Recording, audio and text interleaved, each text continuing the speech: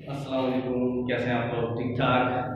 हमारा subject accounting और topic बहुत इम्पोर्टेंट एडजस्टमेंट, और उसके अंदर बहुत इम्पोर्टेंट बैड डेट्स का कॉन्सेप्ट चल रहा है। ठीक है, आज हमारा बैड डेट के कॉन्सेप्ट का ही चौथा लेक्चर है कि बैड डेट्स के अंदर मजीद हमने क्या क्या करना है। हमने सबसे पहले बेसिक उसूल इनकी एक सीखी थी, bad debt expense debit allowance for bad debts credit, फिर वो कहाँ कहाँ जाता है, एक्सपेंस इनकम स्टेटमेंट में चला जाता है, अलाउंस फॉर बैड डेट्स अपने टी अकाउंट में चला जाता है। ठीक है, और फिर उसका एंड बैलेंसिंग होती है और एंडिंग बैलेंस टी अकाउंट का बैलेंस शीट में चला जाता है। ये उसूल सीधा।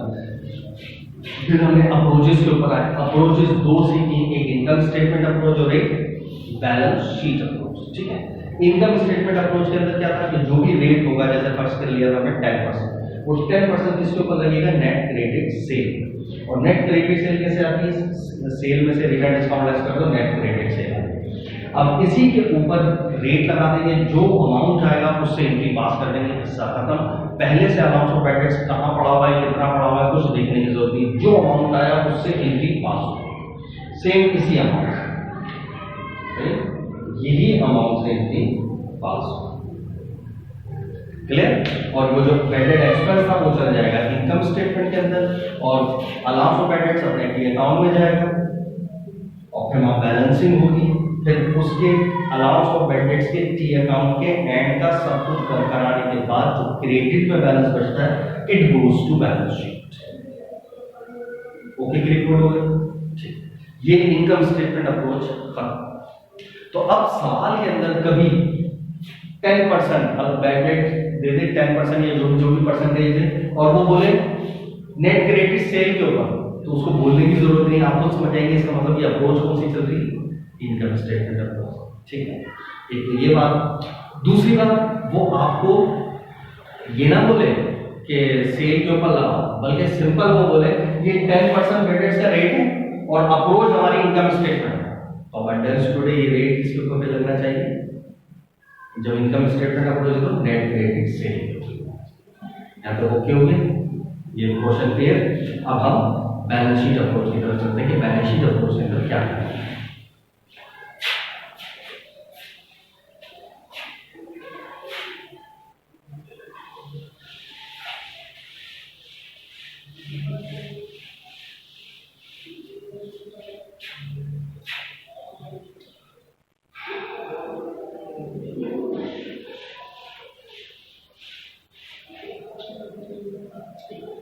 वैसे मैं ये भी मिटा दूंगा, लेकिन ये थोड़ा सा ऐसे डिफरेंस के लिए नजर आता है।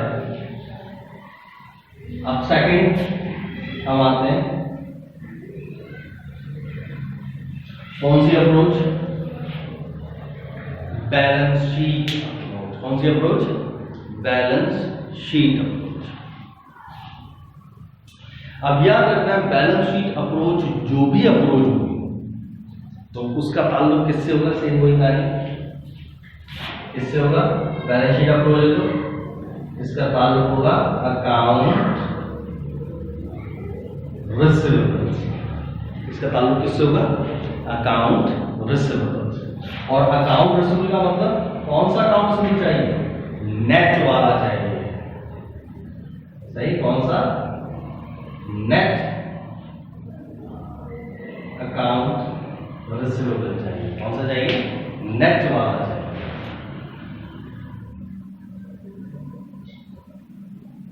ये चाहिए नेट। और अब सवाल पैदा होता है नेट कैसे आता है? नेट कैसे आता है कि अगर हम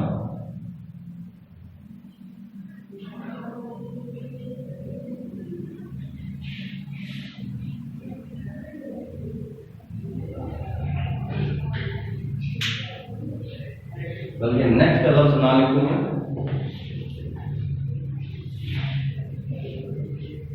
ना लिखूं अकाउंट रिसीवेबल। कौन सा वाला अकाउंट है? Ending balance of accounts. कौन सा? एंडिंग बैलेंस अकाउंट है, ending balance of account receivable. ये है। अब क्लैरिटी इसके अंदर है, मतलब नेट के अंदर घूमगा, नेट का मतलब क्या? अलाउंस बैड डेट्स लेस करके वो नया कॉन्सेप्ट आपको दिमाग में आएगा। सही, तो अकाउंट रिसीवेबल कौन सा चाहिए? Ending balance.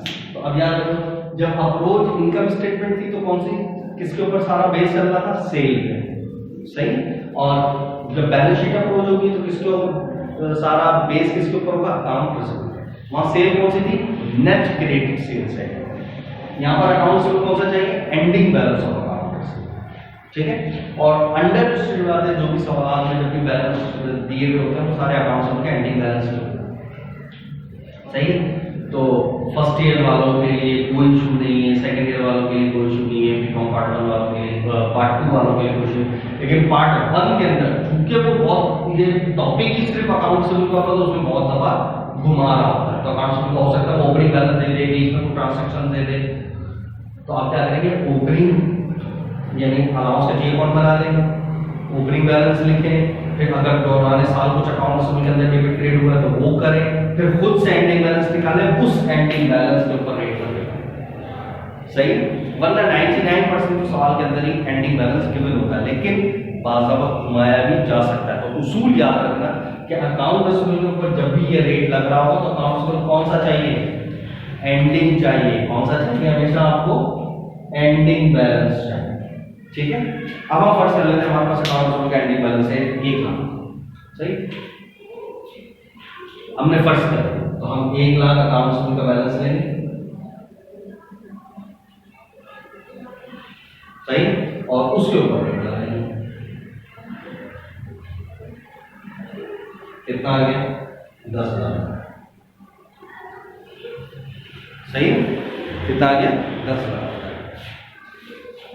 तो याद रख लो, जब भी अप्रोच बैलेंस शीट अप्रोच होगी तो जो भी परसेंटेज होगी वो किसके ऊपर लगेगी, अकाउंट रिसीवेबल के ऊपर। और अकाउंट रिसीवेबल के कौन से बैलेंस पे, शुरू के बैलेंस पे, दरमियान के बैलेंस पे, एंड के बैलेंस पे, कौन से बैलेंस पे, एंडिंग बैलेंस पे। तो अगर सवाल में first floor ending balance given है तो उसी पे लगा लो, गिवन नहीं है तो एंडिंग बैलेंस निकालो। कैसे निकालेंगे, तो ओपनिंग जो जो चीजें गिवन हो, ओपनिंग गिवन है ओपनिंग लिखो, ड्यूरिंग गिवन है सारा ड्यूरिंग डालो उसके अंदर डेबिट, और फिर उसको बैलेंस निकालो तो एंडिंग निकालेंगे, ठीक है। तो एंडिंग बैलेंस के ऊपर रेट अपना क्लियर हो गया। अब ये आ गया हमारे पास 10,000 रुपए जो सवाल से हमने कैलकुलेट करा, 10,000, क्लियर। अब यहां तक आ गया,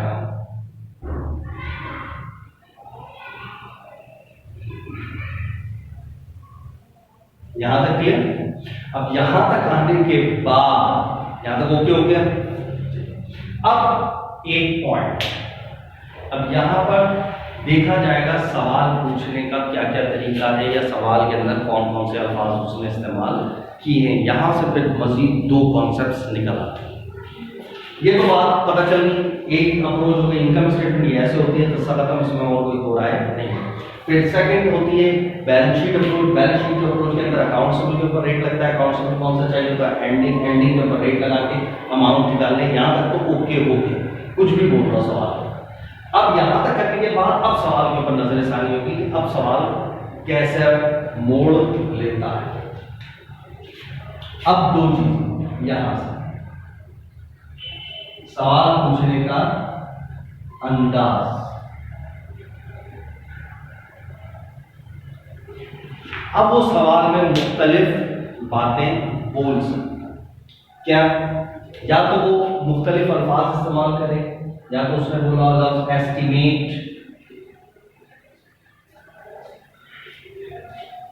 सही, लफ्ज एस्टिमेट, या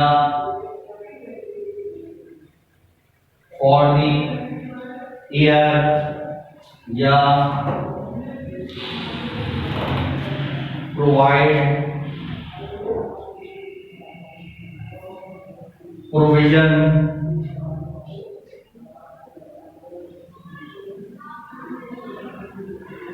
मेंटेन, एलोकेट, ये सारे लफ्ज दिख रहे हैं आपको, सही। तो ये है या तो कुछ इस टाइप के अल्फाज, estimate, for the year, provide, provision, maintain, allocate, इस टाइप के अल्फाज बोले। या फिर लफ्ज इंक्रीज या एक और लफ्ज हो सकता है रेस, इजाफा, दोनों का मतलब वही, सही। या तो इन अल्फाजों के साथ इस्तेमाल किया जाए एस्टिमेट, अंदाजा लगाना, इन सब की कहानी का मतलब एक ही है अंदाजा।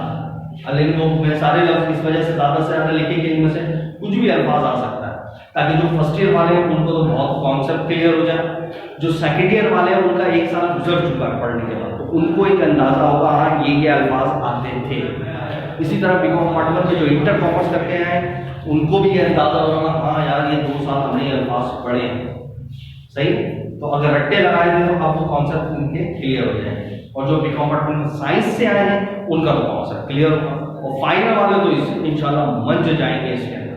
अच्छा ये कहानी होती है, अब समझ आया, ठीक है। तो लिहाजा estimate for the year, provide, provision, maintain, allocate, इस टाइप के अल्फाज हैं, ठीक है। और एक था इंक्रीज या रेस। तो अब सबसे पहले मैं इन की बात करूं।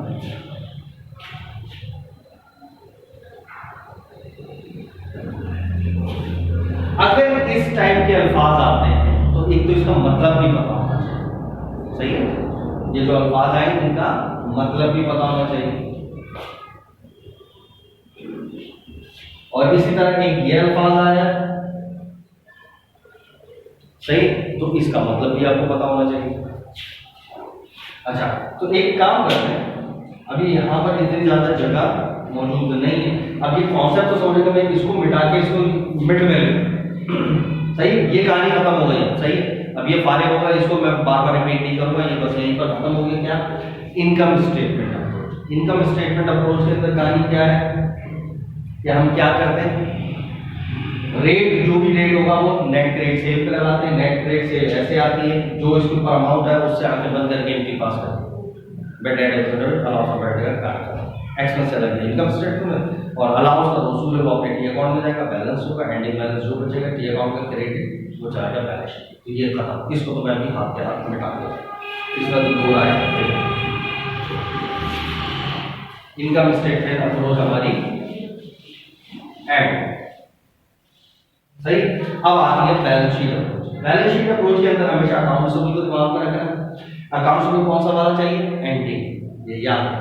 एंडिंग के ऊपर जो भी होगा वो रेट अप्लाई होगा और अमाउंट आएगा, क्लियर।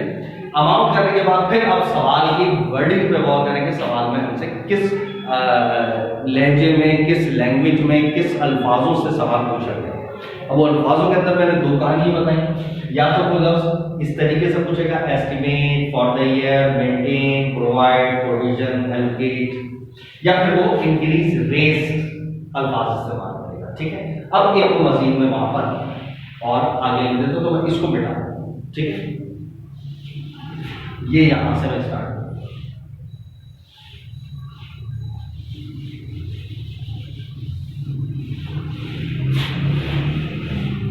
तो ये मैं अब अप्रोच से लफ्ज मिटा दूं, क्योंकि अब मैं अंडरस्टूड है कौन सी अप्रोच बता रहा हूं, बैलेंस शीट अप्रोच ही बता रहा हूं, सही है। तो अब मैं यहां से आगे बैलेंस शीट अप्रोच स्टार्ट कर रहा हूं।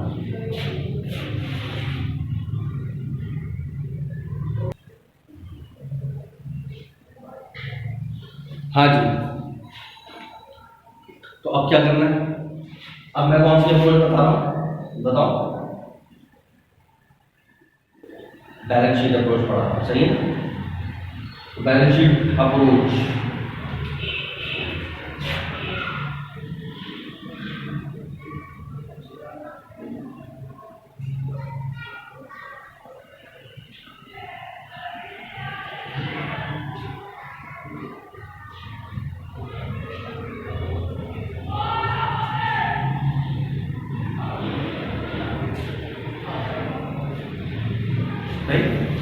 Balance sheet approach.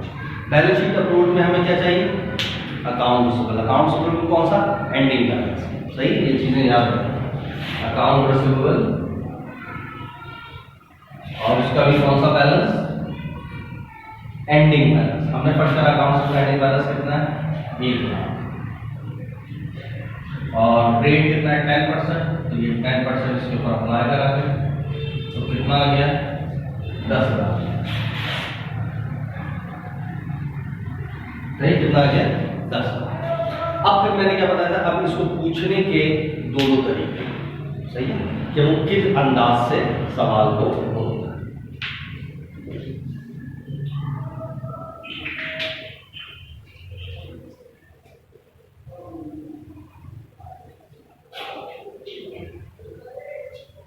सही, पहला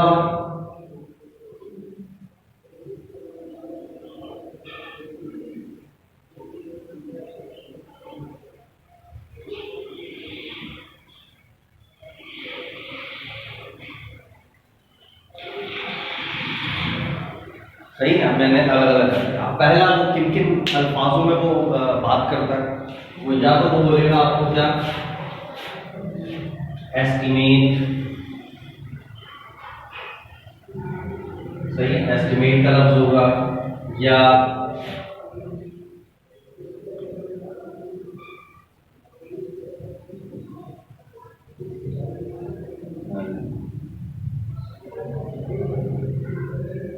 सही है, एस्टिमेट का लफ्ज हो सकता है, फॉर द ईयर का लफ्ज हो सकता है,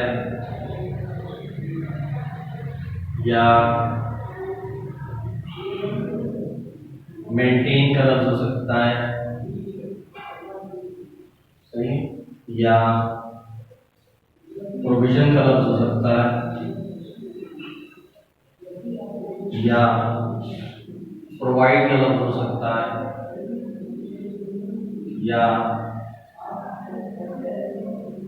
एलोकेट का लफ्ज हो सकता है। ये तमाम अल्फाज हो सकते हैं। या दूसरा फिर वो क्या हो सकता है, इंक्रीज या रेज, ये लफ्ज, ठीक है। अगर अब गौर से एक लफ्ज को सुनना, अगर ये लफ्ज क्या है तो फिर क्या कहानी होगी, और इंक्रीज या रेज का लफ्ज होगा तो फिर क्या क्या कहानी होगी, ठीक है। ये दो अल्फाज इस्तेमाल करेंगे, दो टर्मिनोलॉजीज यूं कह लो इस्तेमाल करेंगे। अगर वो लफ्ज estimate, for the year, provide, maintain, allocate, provision, इस टाइप के अल्फाज कहता है, तो इन सब का मतलब क्या होता है, इन सब का मतलब होता है इतना होना चाहिए। इसका मतलब क्या है, इन तमाम अल्फाज का मतलब क्या है, नंबर 1, अब ये दिमाग में रखना, इतना होना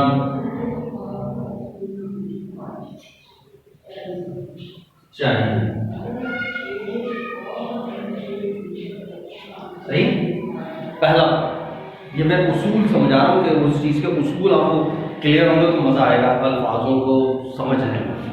तो इन सब का मतलब क्या है, जैसे यहाँ पर ये लफ्ज जब लिखा होगा तो क्या लिखा होगा, allowance for better was estimated at the rate 10%।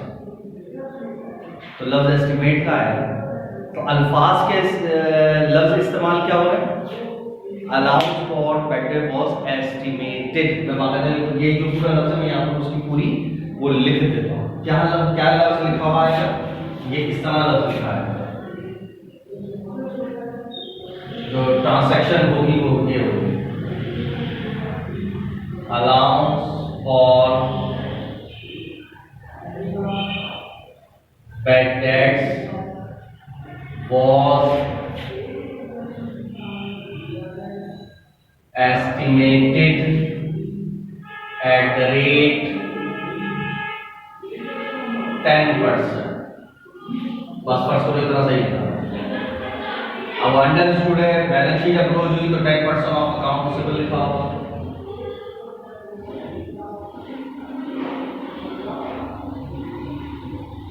सही है।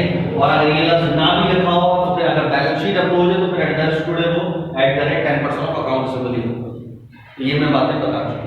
ना भी लिखा हो तो अप्रोच लिखी होगी, अप्रोच लिखा है तो ये नहीं लिखा होगा तो आप ये पहचान लेंगे अकाउंट रिसीवेबल सही होगा, ठीक है। तो देखो कहां पर लफ्ज लिखा हुआ है, allowance for better was estimated. अब यहां लफ्ज एस्टिमेटेड की जगह for the year, maintained, provided, allocated,